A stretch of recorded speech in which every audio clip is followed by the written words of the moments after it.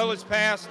A Republican-backed measure to fund the government for 2 months cleared the House Friday morning, but just hours later, the bill is not passed. Right now, there's just no clear path to avoid this shutdown. Our position is clear. Cancel the cuts, lower the costs. They're the ones that are shutting down. President Donald Trump invited congressional leaders to the White House Monday afternoon. I think we're headed to a shutdown because the Democrats won't do the right thing. On day one of this federal government shutdown, Democrats and Republicans appeared no closer to cutting a deal. Does this look partisan? What a shame. The shutdown disappointment being felt by tourists in Charlestown, Massachusetts, who were turned away from the USS Constitution. Thank you, Democrats and Republicans. Welcome to day 3 of the Democrat shutdown. Food banks, especially those in the D.C. region, are bracing for what could be an influx of federal workers in need. These are real people. They're more stressed now than I've ever seen them. Administration saying that reduction in force notices were issued at least 7 agencies, impacting over 4,000 workers.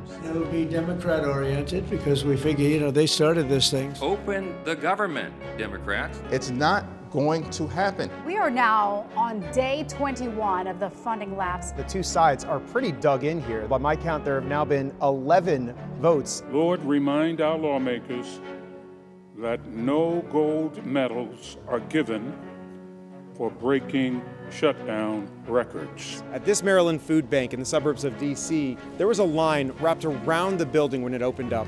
We're just surviving. It's kind of sad, because you don't know the uncertainty of it all. You don't know what to expect. You don't know when it's going to end. And the bills are not stopping. They're using these people as hostages. This isn't a political game.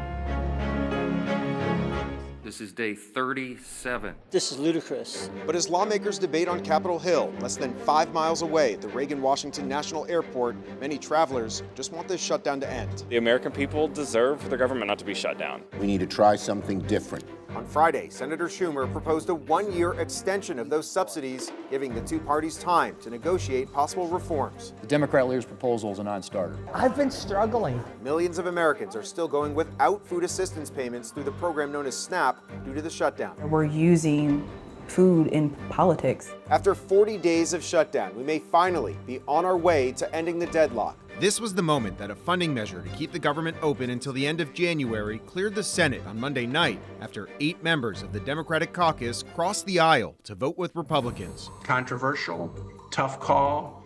Some of my colleagues don't like it. They're going to have to explain themselves to their constituents and to the American people. The House of Representatives just passed legislation to end this historic government shutdown on day 43. The bill is passed. Just heard the number 222 to 209. That was the total, which is essentially ending the shutdown on day 43. While the Democrats keep voting to shut their government down, Republicans are going to vote to open it back up. We cannot enable this kind of cruelty with our cowardice.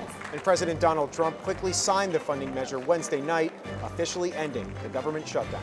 This is no way to run a country. I hope we can all agree that the government should never be shut down again. Now, this 43-day shutdown set records as the longest in American history. But if lawmakers can't pass another funding measure by the end of January, they could once again be facing a shutdown. Reporting here on Capitol Hill, I'm Evan Koslof, Spectrum News.